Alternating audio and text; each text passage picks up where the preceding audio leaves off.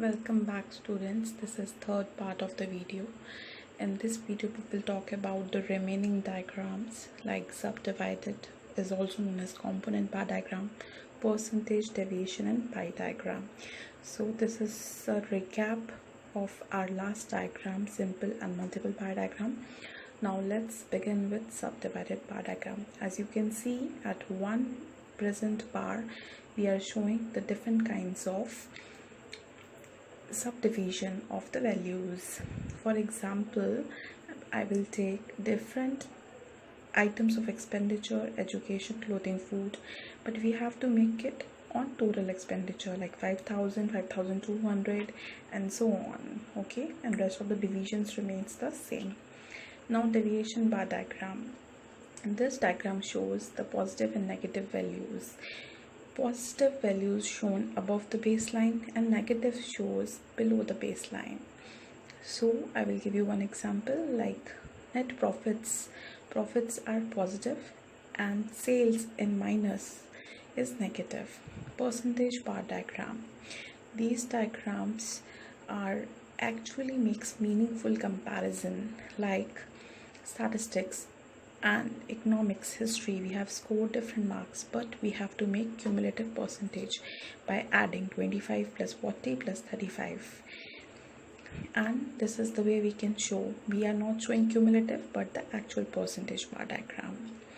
Now begin with the pie chart. It is also known as circular graph showing the relationship between a whole and its parts.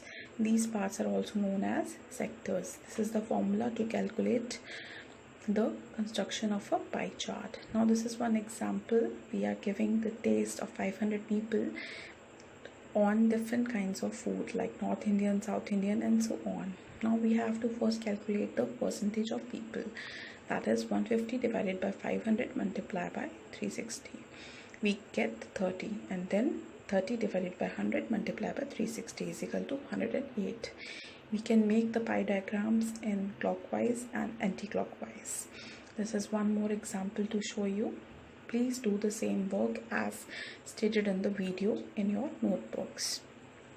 Activity was given, durations of hours were given, and we have to calculate the central angle.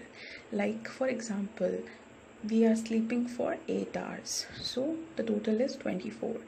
8 divided by 24 multiplied by 360 is 120 degree.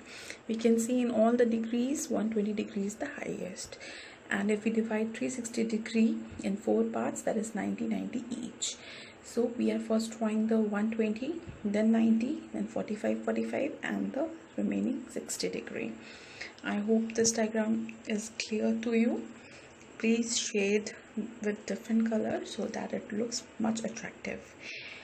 Now we have some limitations of diagrammatic presentation, like it can be misused easily, limited amount of information, difficult in presentation of data with greater accuracy, useful only for comparative studies, and last, only a limited set of data can be presented. Thank you everyone. This is end of the chapter. We will begin with the next chapter.